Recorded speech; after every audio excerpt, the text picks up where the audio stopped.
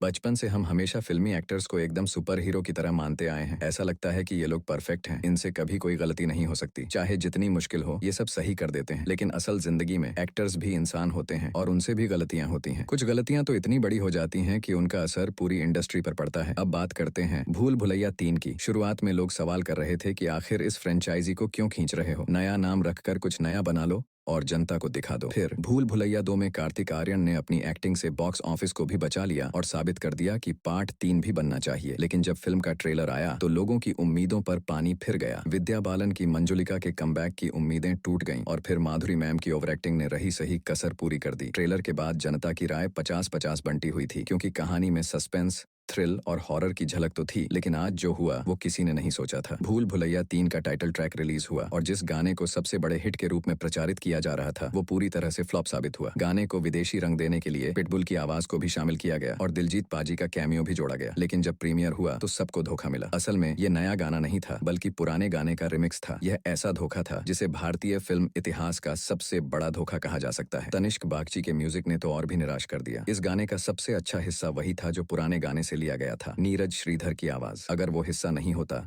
तो यह गाना पूरी तरह से बर्बाद हो जाता। हरे राम हरे कृष्ण वाला हिस्सा भी पुराने गाने से उठाया गया था और इसीलिए अच्छा लगा। बाकी गाना तो एकदम बेकार था। गाने के 4 मिनट में पिटबुल ने क्या बोला ये समझ ही नहीं आया। ऐसा नहीं है कि इंग्लिश समझ नहीं आती, पर लिरिक्स को महसूस करना चाहिए। लेकिन इस गाने में ऐसा कुछ भी नहीं था। ऐसा लग रहा था जैसे इस गाने को मुश्किल से 1 घंटे में तैयार किया गया होगा। दिलजीत पाजी की लाइंस भी इस गाने से हटा दी जाती तो कोई फर्क नहीं पड़ता। उन्हें खुद रिक्वेस्ट करनी चाहिए कि उनका नाम इस गाने से हटा दिया जाए, वरना उनके कंसर्ट के टिकट्स पर 50% डिस्काउंट देना पड़ेगा। अब कार्तिक आर्यन के डांस की बात करें तो उनका डांस देखकर लगता है कि उन्होंने अपना काम ईमानदारी से किया है। उनका डांस अच्छा था, लेकिन उसे भी सही तरीके से इस्तेमाल नहीं किया गया। ऐसा लग रहा था जैसे उनके टैलेंट को बर्बाद कर दिया गया हो। म्यूट करके भी अगर गाने को देखो तो कार्तिक का डांस ज्यादा अच्छा लगेगा। इस गाने को अगर अक्षय कुमार के ओरिजिनल गाने के साथ तुलना करें तो यह टाइटैनिक की तरह डूब गया। एकमात्र चीज जो इस फिल्म की इज्जत बचा सकती है वो है आमी जे तोमार का फेस ऑफ वीडियो, जिसमें विद्या बालन और माधुरी दीक्षित का आमना